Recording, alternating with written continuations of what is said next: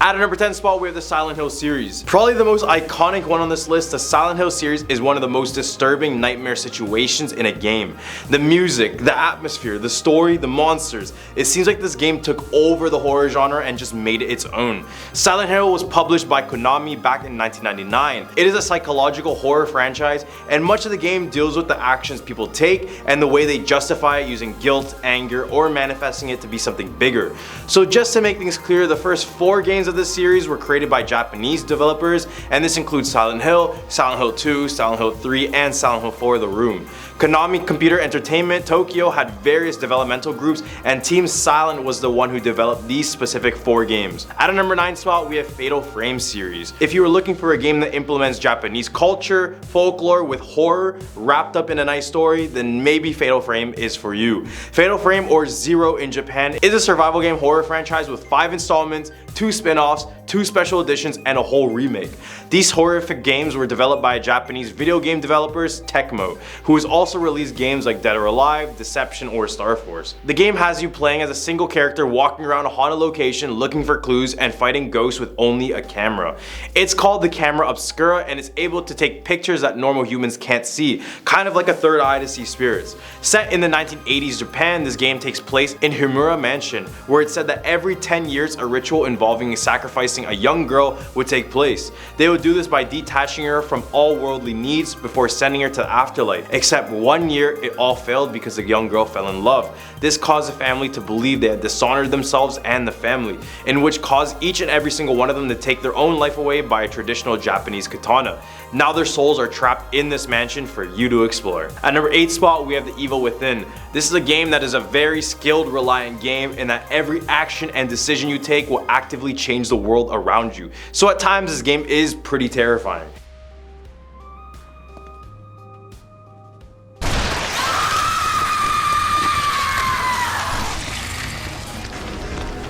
The Evil Within, or Cycle Break in Japan, is a survival horror game developed by Tango Gameworks and published by Bethesda Softworks. It was released in October 2014 and released virtually on every single platform including PC, PlayStation, and Xbox. I'm sorry, Nintendo users.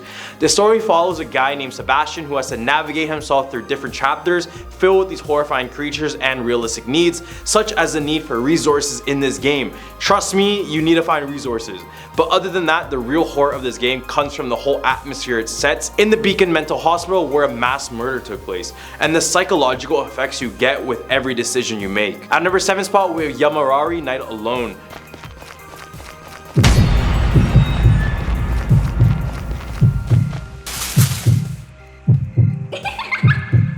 Yamorari is a puzzle-solving survival horror game developed by Nippon Ichi Software. The game I will be talking about is only one game of the Yamari series. Being released in October of 2015, the game received a lot of international praise. The story follows 2 young girls, Yu and Haru, who are headed home before they got separated by a vicious attacker. As the 2 get lost, they have to navigate themselves back home, but the path they travel is much more terrifying than their usual. You will be playing as both the girls, and each decision you make will impact the other girl. The way this game uses sound effects and lighting to emphasize their scares gives them a spot on this list for sure. Not to mention the unique and interesting ways to get through each of the stage of this game. This game is really worth the buy. At number 6 spot, we have The Calling. I kinda threw shade at Nintendo on my last point, so I had to mention one of their exclusives on this list. We have the game The Calling, or Kuroki Kokushin as it is in Japan. This survival horror game was developed by Hudson Soft and released on November 19, 2009. This game is extremely underrated on this list, and I personally think it deserved a spot for a lot of you guys to notice, at least in the horror section of gaming. The game would use your Nintendo Wii controller as a telephone and would randomly ring throughout the game. On the other end would be spirits, ghosts, demons, which is already scary of a concept if you ask me. Obviously the controller could also be used to interact with objects around, but definitely the phone idea, props to them. The game follows a group of characters exploring Mnemonic Abyss, which is a place between life and death, and from here they experience restless ghosts and creepy phone rings from spirits. On the hump of our list, we have Bloodborne. Created by the renowned Japanese developer From Software, Bloodborne is just as hard as its counterparts Dark Souls and Elden Ring from the same developer. Except Bloodborne definitely takes its spot as one of the most terrifying games along with its extreme difficulty. Released as a PS4 exclusive back in 2015, Bloodborne follows a hunter who's in charge of cleaning up the mess that a disease has caused on the citizens of Yharnam, causing them to be these oversized, super-powered humans almost godlike. And yeah, lots of blood, lots and lots of blood.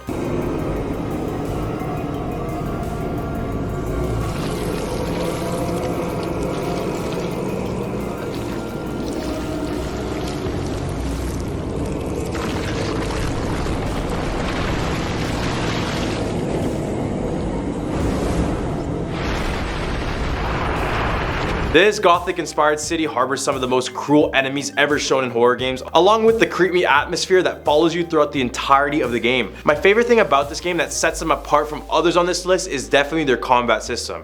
There are so many different weapon types that only add up to so many different combat strategies. This game allows you to go crazy and pull off combos, which is always something fun to do. And this definitely beats poking and weaving around the whole time. Dark Souls. At number 4 spot, we have Shadow Corridor.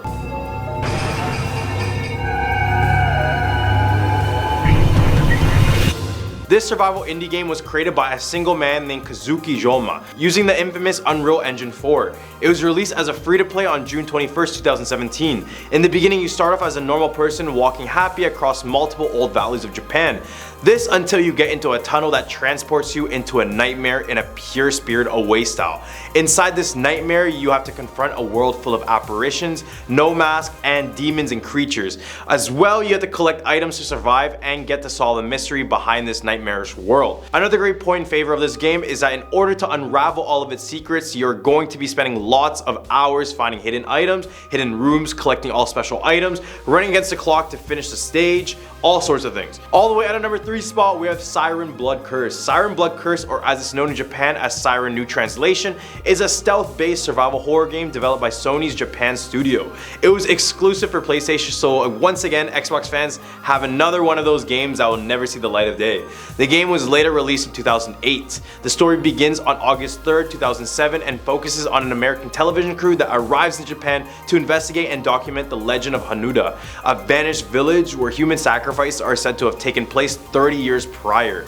The atmosphere in this game is very unique as well, and at a time in this game the Japanese village was stuck in a hell-like time loop and would often go split screen to show the two worlds of the living and the dead. The game was a remake of the American version, so it used a lot of Caucasian characters and voice actors despite its Japanese origin. This is definitely another unrated Japanese horror game on this list, and if you like being sneaky and quiet in a horror game, this one might be for you. At our number 2 spot, we have the Corpse Party. Another one of this list created by a single person. Corpse Party was published in 1996 spring, and it was made by 22-year-old college student Makoto Kaduan. Corpse Party is a survival horror game and adventure game that follows a group of friends performing a ritual, except this would instead send them to another dimension where they would be tormented by the ghosts of other children. During the game, you must be able to go through psychological and emotional screwing scenes and a story that will make you question your insanity at times. Along with a terrifying ambience, constant jump scares, unique puzzle, this game will definitely not disappoint. The reason I love this game so much is because it actually plays out like a visual novel almost. The character development and dialogue is what pushes this game to be one of the top contenders in the horror genre. And a great thing I appreciate is that they do add light moments to add relief, as this game will literally have you scared the whole time you play it. At our number 1 spot, we have the Clock Tower 3. I couldn't finish this list without adding one of Japan's most iconic horror games, Clock Tower 3. Clock Tower 3 is a survival horror game that is co-produced by both Capcom and Sunsoft and made as an exclusive for PlayStation 2. The plot follows 14-year-old Alyssa as she tries to escape the menacing clock tower and the slaves inside of it. The majority of the game is played without the use of a weapon, relying instead of your ability to run through or dodge foes. The game has good graphics, mood, and scripting despite some repetitive mechanics and overall commercial failure. The fear comes from a general lack of ability to defend oneself and the ensuing dependency on fleeing or figuring out puzzles. The pressure is to come up with a solution as soon as possible before it's too late. At number 10 spot, we have Loang Siwu. Loang Siwu, or its Javanese translation, means 1,000 doors. And guess what? These guys are liars because this building doesn't have that many doors, but what they aren't lying about is the dark history associated with this place. After being completed in 1919, this building was the head office for the Dutch East Indies Railway Company, then it transitioned into a Japanese military headquarters for World War II. So best believe this building saw countless deaths and other tragedies. Many of the supernatural activity within is attributed to what happened during World War II. It's believed that the Japanese would torture and hang people from the iron beams underneath the ceiling, and it's said by many guests who stand underneath the beams that they get touched or hear the screams of those who were tortured. At number 9 spot, we have Bintaro Railway and Magari Station. Known as one of the most devastating accidents in railway history, the 1987 Bintaro train crash had 2 trains colliding head-on due to a mere miscommunication. From the accident, more than 100 lives were claimed and many more injured. It was so bad of a crash, it took first responders over 2 days to dig out all the bodies and people trapped under the debris. Now the train graveyard located in Mangari Station, where all the train metal was buried, is supposedly haunted. At the dead of night, locals claim to see the ghostly apparitions of 2 trains going towards one another, all while hearing the panic screams of those trapped inside. It is said that many pedestrians have been struck and killed after crossing these tracks, and the survivors of these incidents claim they were possessed by the people of the train crash. At our number 8 spot, we have Mall Klender. Back on May 15, 1998, an army of looters residing in East Jakarta had taken over the Yogyakarta department store in response to the sudden collapse of the Indonesian economy. During the time, over 400 shopkeepers and visitors were stuck inside of the building in fear of being attacked if they tried to leave. But as hours went by, the looters eventually burned down the 4-story building with all the people still inside of it. This caused over 250 lives to perish within minutes, making one of the most devastating terrorist attacks in history. However, in the year 2000, they decided to rebuild the burnt down building into a shopping store called Klender Mall. Except many believe this mall to be haunted the moment of its construction, especially since the area claimed as many lives as it did.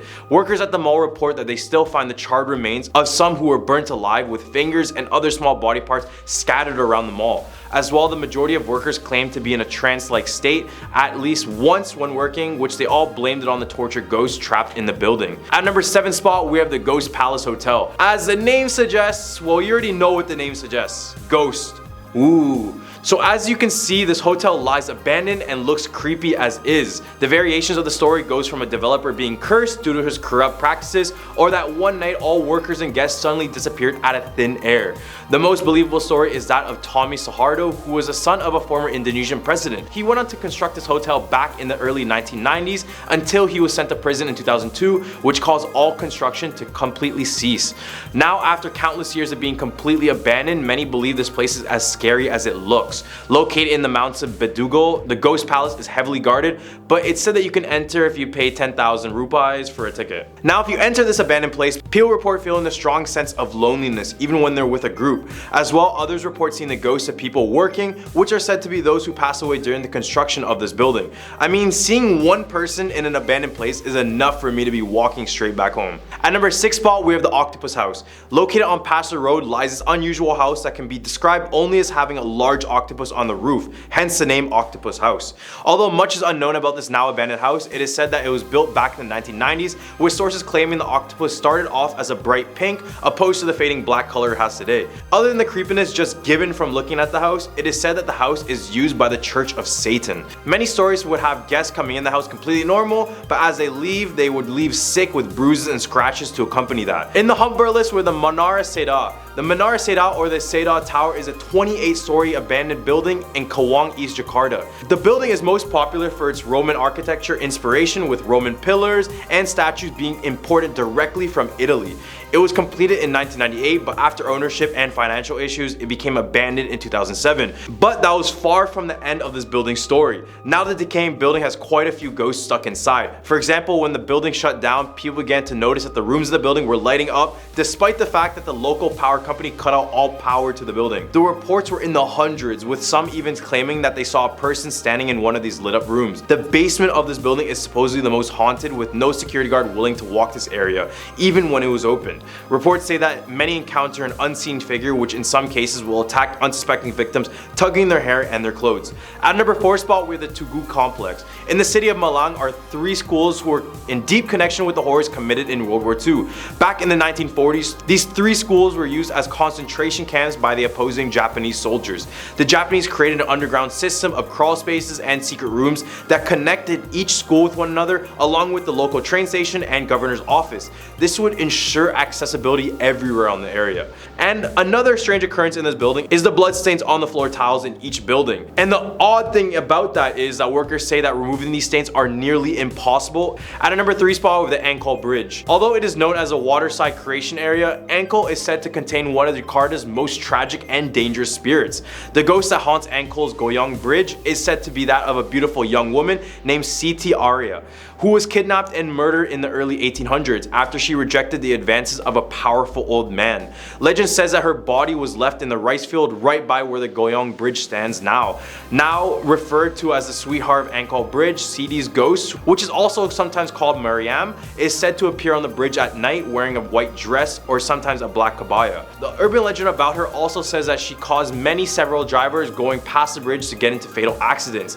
The story of Ankol Bridge is so famous that it became made into several movies as well as a TV show. At number 2 spot, we have the Casablanca Tunnel. This is considered to be Indonesia's most haunted tunnel, and it is located in Busuki Ramhat Street near the Kuningan area, and although there is nothing documented about this bridge, it is believed to be built sometime in the 1980s. The tunnel's location used to be a graveyard, so during construction they planned to relocate it, but did so improperly. It's said that this caused many of the spirits to come out of their eternal rest. Although other tunnels have had their own fair share of accidents, the ones that happen in the Casablanca tunnel are quite different. Drivers who were caught in accidents all claim seeing a woman walking across the street, causing them to crash in the first place. The woman is known as a red robe lady, and as the name suggests, she would be seen walking the tunnel in her red robe. It is said that this is the ghost of a woman whose grave was disturbed and has been there ever since. At a number 1 spot, we are the Jeruk Perut Cemetery. Of course, cemeteries make excellent haunted locations, but Jeruk Perut Cemetery next to Kemang is possibly the most well-known haunted graveyard in Jakarta. It is said to be haunted by the spirit of a decapitated pastor who walks around holding his head in his hands and is frequently followed by a giant black dog. He allegedly went hunting for his own grave, which in reality is in another cemetery. The priest is not the only ghost in Jeruk Perut, although he is the most well known. It's stated that if you're with an odd number group of individuals on Friday nights, you have the best chance of running into him. Apparently, nighttime and visitors to the cemetery are quite common, and there are even reports that the groundskeeper will take you on tour for a small fee. Starting off this countdown at number 10, Tag. The opening scene of Tag is one of the most shockingly horrific moments in Japanese cinema, and is a perfect setup for the absolute carnage and confusion that follows. A young girl called Mitsuko finds herself battling between alternate realities, each with a unique set of horrors she must face. There is little to no explanation as the audience gets thrusted into a never-ending spiral of danger alongside Mitsuko, which makes the movie a heart-racing watch. Despite the endless world of horror seen in Tag, it is the true reality revealed at the very end that is the most terrifying. Now, if this movie name sounds familiar, it might be because the movie trended on TikTok around when it came out with the famously terrifying bus scene.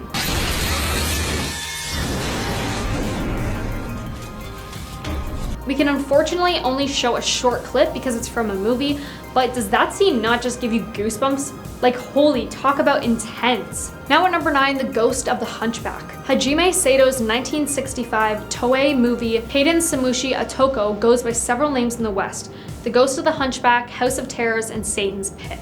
Regardless, they are all the same terrifying movie. The Ghost of the Hunchback is about a hunchbacked caretaker who presides over a forlorn mansion inhabited by the ghost of his previous masters. An unbelieving trio, a doctor, his assistant, and his niece, fail to heed the caretaker's warnings and are slaughtered horribly by the jealous occupants. Now moving on to number 8, The Curse. Fans of the found footage style horror need to look no further than Nori or The Curse. The film opens with an introduction to paranormal investigator Masafumi Kobayashi, who has disappeared during the process of making a documentary titled The Curse. The documentary then begins to play as viewers are left to uncover the secrets he left behind. Seemingly disconnected mysteries that involve strange and creepy events are tied together by the discovery of an old ritual that summons a demon named Kagutaba. Noroi is said to be disturbingly realistic, which makes it all the more terrifying. I found out the movie is free to watch on YouTube, but that's if you dare to watch this horrifying film. But it can also be found with better quality on Shudder. Now at number 7, House. The bizarre horror that is House is a hyperactive fever dream that takes place in the most deranged, creepy, haunted house to ever grace the big screen. Nobuhiko Obayashi's twisted fairy tale tells the story of 7 schoolgirls on a summer trip to an aunt's remote estate. The fantasy-like beginning takes a turn so deformed and uncanny that it's difficult to adequately describe. House is overflown with unbelievable scenes, people say. The scenes that take place in the haunted house are as gruesome, but they are just as exciting to watch. The movie came out in 1977. And nowadays, watching older horror movies don't really seem that scary because of all the CGI and everything we have now, but after seeing a 5-second clip of this movie, you're sure to have goosebumps. This movie is one of the most inventive and colorful horror movies to ever exist and truly must be seen to be believed.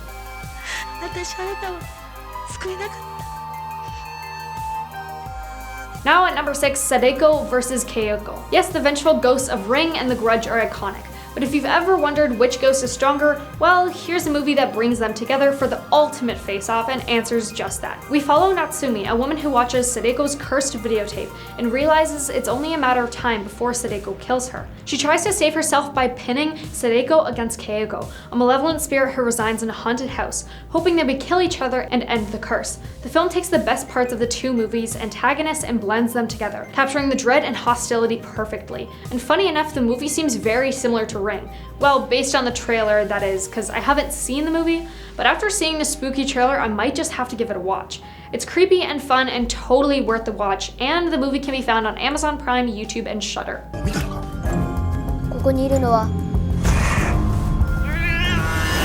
Halfway at number 5, Uzumaki. Based on the horror mangaka Junji Ito's spine-chilling manga of the same name, this film's concept is just as eccentric as it is creepy. It's about a cursed town whose inhabitants are haunted by ominous spirals that drive the townspeople mad, and sometimes to the point where they take their own life. Our protagonists race to break the curse, but can it really be stopped? The strengths here are the ghastly body horror, the lack of standard backstory, lending to the sense of hopelessness, and the nightmarish, surreal imagery. A man crawls into a washing machine, people turn into snails, and your fingertips have spirals. Even the sky is cursed with spiral-like clouds. This is certainly not a town I'd personally want to live in, and based on the trailer, it looks very freaky and cryptic looking.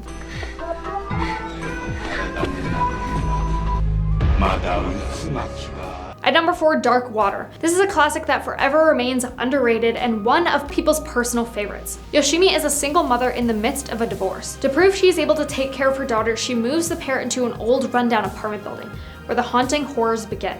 A dripping leak forms on the ceiling, black here appears in the tap water, and an extremely creepy child ghost. It's chilling with a touching mother-daughter relationship at its heart, but don't let that fool you because this movie is truly terrifying. And fun fact, this is based on a novel by Koju Suzuki, who is also the author of the Ring novels, and was directed by Haido Nakata, who also directed the unbelievably famous and scary movie Ring. Some even say it's Japan's saddest horror movie. Here at number 3, Corpse Party. The movie Corpse Party is based on the horror video game series of the same name. There's also an anime and manga too. It's set in a haunted school and is incredibly dark and blood-curdling, which is right up the alley for most big horror fans. It has everything: blood, gore, mystery, and ghosts. A group of high school students perform a charm called Sachiko Ever After to ensure they'll remain friends forever. Instead, they find themselves transported to a haunted elementary school with resentful spirits, and Sachiko herself, who's actually the psychopathic ghost of a little girl in a red dress. There's also an equally freaky sequel called Corpse Party Book of Shadows.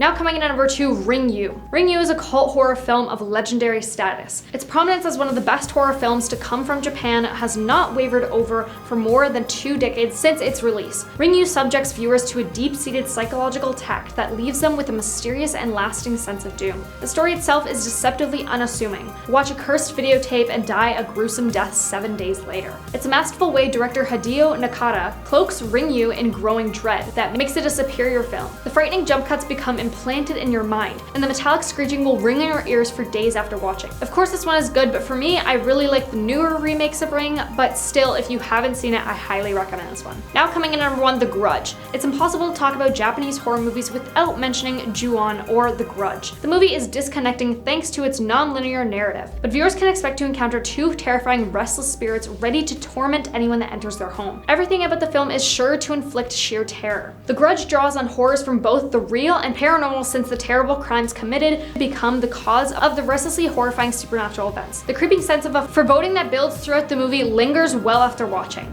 I chose to put this at number 1 because I'm a big horror fan, but most horror movies don't actually scare me. But this one actually kept me up at night. I swear all I could hear when I tried to fall asleep was that creepy noise.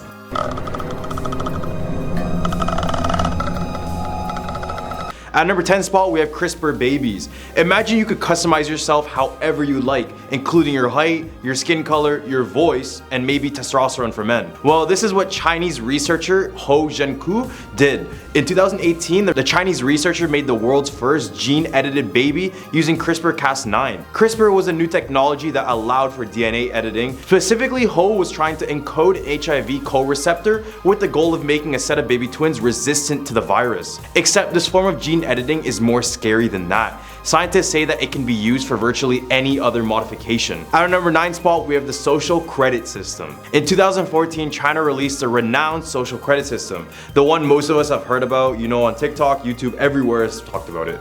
But many of us don't understand how it works. It basically is a system that works with AI, CCTV, surveillance footage, and listening devices that either rewards you or takes away points. In a way, these points decide how valuable you are as a person in the society. The fear of having a low social credit score is nationwide because you may be put up on a massive billboard for everyone to see and mock. Examples of how you can increase your social credit score include talk about good about the Chinese government on social media, donating to charity, helping people around your community, teaching Chinese, basically anything that's good or good for China. To lose points, you can drive over the speed limits, litter around, play your music a little bit too loud, or even spending money on something that they deem is dumb purchases. And punishments for having low scores could mean bans from public transit, slowed down Wi-Fi, or even banned from any luxurious restaurants or hotels. The fact that they implemented the Black Mirror episode into real life is scary enough, but the fact that the government is constantly stalking and judging you is even more terrifying. At a number 8 spot, we have super drones. To increase their military presence in the open waters, China has unveiled a mothership named the Zhuhei-Yun, which carries over 50 advanced unmanned drones. So basically, it's an unmanned boat carrying autonomous drones, so no human is on board, and yet the ship is capable of destruction on a different level. Each drone is very intelligent. Each one knows what the other one is doing, so if these drones decide to attack a human, then all of the other drones would attack too. Warfare without the use of human soldiers is horrible. These drones can move at the speeds no human can reach. They can hit and detect at ranges no human could ever possibly think about. And they're able to be made just like that. Just imagine if they decide to put their entire funding on these drones and made a complete army.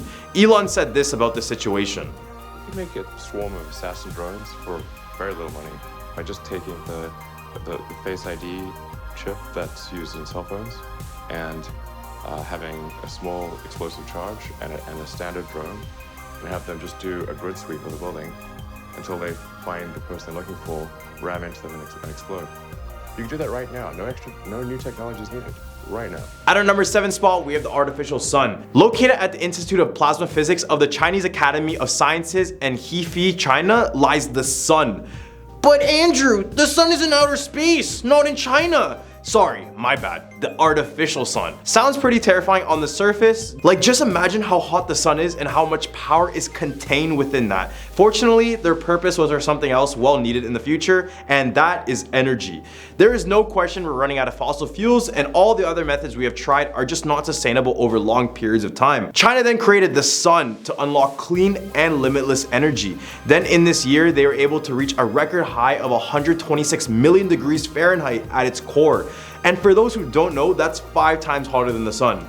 They needed this core so hot because this intense pressure and the high temperature make atomic nuclei fuse together, which creates new elements or energy. Except in this case, this sun could make limitless energy. At number 6 spot, we have AI supremacy. China has been leading the world in the development of artificial intelligence for years now. China has also made significant headway in developing practical applications of AI. In particular, the country is making major strides in self-driving cars, facial recognition, and voice recognition, especially used with their social credit system I mentioned above. But should we be worried? Yes and no. AI is good for its various uses, but in the hands of the wrong people, AI could mean the end of our civilization. And in more scary news, according to the Telegraph, the Institute of Artificial Intelligence at HEFI, Comprehensive National Science Center, created an AI program that could allegedly analyze brainwaves and facial expressions to gauge whether a person is loyal to the Chinese Communist Party, basically claiming that it could read our minds. Right in the hump of our list, we have supersonic missiles. China has the second largest budget on their military, so best know they're chasing USA in the arms race, especially in the missile arms race with the recent developments of a hypersonic missile.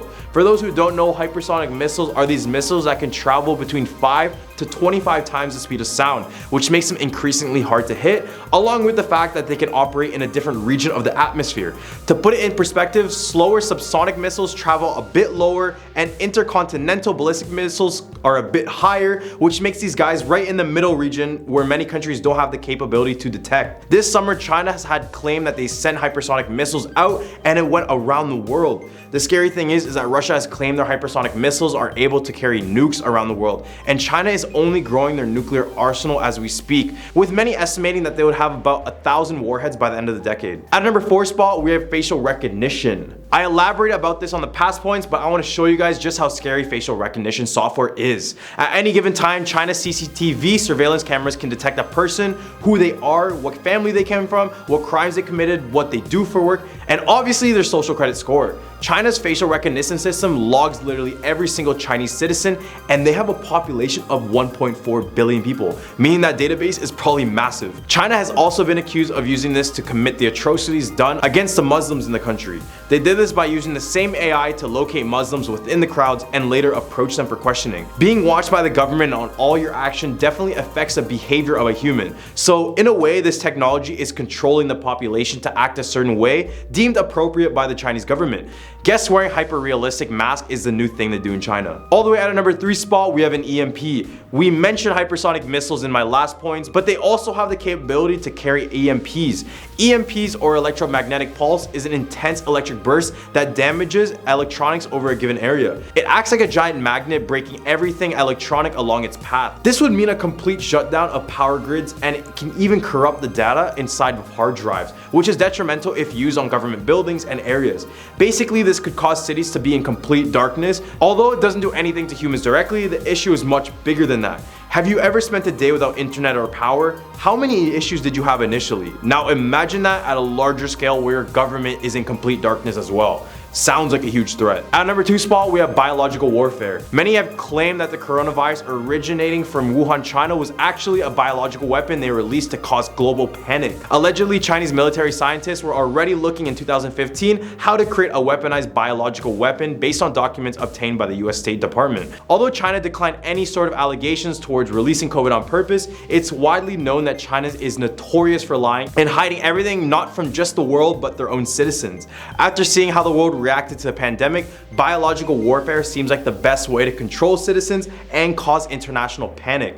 So whatever China did, it worked. At number 1 spot, we have stronger military planes. As I mentioned earlier, China is advancing their military very quickly after pouring in more and more money every single year. One of their military advancements include the J-20 fighter jet, and it was made with a purpose to combat the American fighter plane, the F-22 Raptor. Notorious for its stealth, speed, and agility, the J-20 is capable of reaching speeds up to 2,000 kilometers per hour, but they are not known for the speed.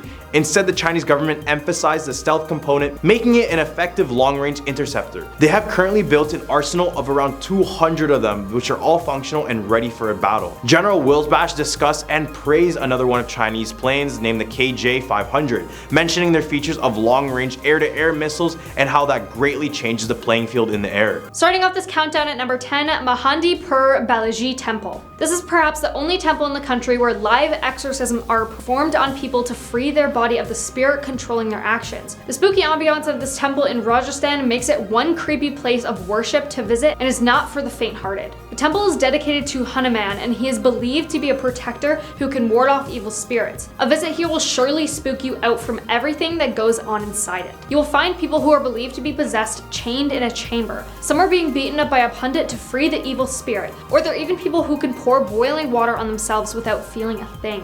There are certain rules visitors need to follow when they come here. They cannot touch anyone and have to offer black balls into the fire. They also cannot take back any gifts or look back once they leave the premises. Here's also a video of a supposed exorcism taking place at the temple. But I want to let you know first that I personally found it disturbing, so be warned. जय माता दी बोलो जयकारे सबकी बारे न्यारे जय माता दी जय माता दी जय माता दी जय माता दी Now at number 9, Hazrat Syed Ali Mir Datar Dargah. This temple is said to be where people chain themselves to the walls here to get rid of evil spirits. Located in a fort-like structure in Unava village, this Dargah has been visited by women who are mentally affected, or possessed according to some people, for ages. People come here to drive evil spirits away, and there's consequently a lot of strange things that go on at the place. Local people warn others to not spend much time in that specific room where affected people are being helped by a religious master to remove evil spirits from the body, as the furious spirit might try to possess you while leaving that body. People from all religions, caste, and creed are welcome, however I don't know if you want to visit. Now at number 8, Shri Kestra Gondapur, Dattatreya Temple. This temple is in the Gulbarga district of Karnataka state in India. It is around 45 kilometers from the district headquarters of Gulbarga. Karnataka state road transportation buses are there from Gulbarga to Gangapur for every 1 or 1.5 hours. This temple is in Gangapur and is one of the most bizarre, some say. At Dattatreya Temple, people are believed to be possessed, gathering inside on new moon and full moon days. They then hurl abuses at the gods. This is believed to free their body of the evil spirit in them. But not just this, people also climb on the walls and rampants of the temple and scream from there. Now coming in at number 7, Nizamuddin Dargah. It's said that no wonder if Delhi is serving as the capital, because it is not only the politics, glorious history, majestic monuments, and Delhi tourism for which the place is famous. When it comes to devotion and beliefs, you can see there is a place named Nizamuddin Dargah which has its own significance. It is not only the prominent Muslim shrines, but is also a place where one can rid away the evil spirits. The Dargah is visited by thousands of devotees every week during the year. People from all religious beliefs visit this place to feel the true Sufi tradition. You can hear the shrieks and screams from a deserted room on the premises. It is said that a priest performs an exorcism in this one room. When you break away from the crowded and tourist-infested part of Dargah, you may be able to find this freaky room here dedicated to the ridding of evil spirits. Now at number 6, Shandi Devi Temple. Shandi Devi is believed to be a violent form of the goddess, and this temple is said to be housing her. People who come to this temple during Navratri are believed to be possessed by this form of the Devi, as that time the spirit is most powerful. On other days, it's said that people who are possessed come here to rid of the evil spirit. However, it is unclear whether it works to get rid of the spirit or not. This is definitely a place I would not want to step foot into, even if I went on a trip to India. Yeah, we are going up to see Chandi Mandir. Hopefully, it's better than what we in the temple before. Mansa Devi temple. What is Chandi Mandir? It's I don't know. It's a goddess of sacrifice or something. That would I understand from the name Chandi Mandir. It's killer of the evil. Halfway at number 5, Sant Sabir Shah Dargah. This one is quite spine-chilling, so I suggest you get ready for it. The theories of this temple is that people say men chain themselves to the walls in order to cure themselves. Of what, you may ask? Well, it's not exactly said, but it suggests that it's to rid themselves of evil spirits possessing their bodies. Now what I want to know is why there are so many temples dedicated to rid spirits from people's bodies. Like, is this a common thing that happens on the daily in India? Let me know. This other destination is for those looking for a cure to demonic possession. This is a place considered by many to be the most far out. It is a scary, unnerving place filled to the brim with people thought to be in control of a deviant spirit. Here you'll see women offering prayers in a trance-like otherworldly state, while young men in chains attached to the wall wait for their own cures. Now at number 4, Harsu Brahm Temple. The story of this temple in Bihar is that it was built for a Baharian man who wanted to get worshipped by the people. It's said that his soul still roams here, and people come here to pray to him to get rid of the spirit that is possessing their body. The temple is pretty discreet, and you'll have to ask locals to take you there in order to find it. But that's even if you want to go there, which I personally wouldn't, but that's just me. But if you do go, it's recommended to ask for stories of people getting possessed and cured at this temple. Now at number 3, Kadungular Bhagadathi Temple. The earthly abode of goddess Bhadrakali, a gentler reincarnation of goddess Kali, the Kadungular Bhagadathi Temple witnesses a bizarre 7-day festival celebrated annually, the Bharani Festival. Men and women wearing red clothes are carrying swords, swarm this Indian temple, running around in a trance-like state. They hit their head with the sword, blood pours freely, and they enter the temple hurling choice abuses and singing lewd songs about the devil. Offerings are not made in the general fashion. Instead, they are thrown at the statue of the goddess, and the temple rafters are hit repeatedly with sticks. The temple is shut down for 7 days after the festival, admittedly to clean the bloodstains. Now at number 2, Kamakya Devi Temple. Preached atop the Nalchal Hill in Guwahati, Assam resides the Ma Kamakya Devi Temple, one of the most famous temples in India. The temple does not have a sculpture to worship, however, what it does have is the Yoni, the wife of Lord Shiva, covered with a red silk sari. Every year during moon sun, the goddess menstruates, and the temple is closed down for 3 days. It is also when the Tantric Fertility Festival, or Ambubachi Mela, is celebrated here, till the 4th day when the temple reopens. It is also said that the underground spring that flows through the sanctum of the temple turns red on these 3 days. Devotees are offered a piece of red cloth used to cover the stone yoni during the days of menstruation as a prasad. Now coming in at number 1, Devji Maharaj Mandir. You know, there's something spooky about a temple when it hosts a Bhoot Mela every year. Yes, Devji Maharaj is famous, or should I say infamous, for this ghost fair it conducts annually. This fair is on a full moon night, and people who are believed to be possessed come to the temple and get themselves rid of these spirits. You can see Babas hitting people with brooms to get the spirit off them. Some even claim to see spirits around or feel there is something strange in the temple. The spookiest bit is when people try to rid themselves of the spirit by lighting kampor on their palms, which is a powder that originally came from the bark and wood of the kampar tree and is extremely flammable. You know, there is something spooky about a temple when it hosts a Bhoot Mela every year. You can see Babas hitting people with brooms to get the spirit of them. Some even claim to see spirits around or feel there is something strange in the temple.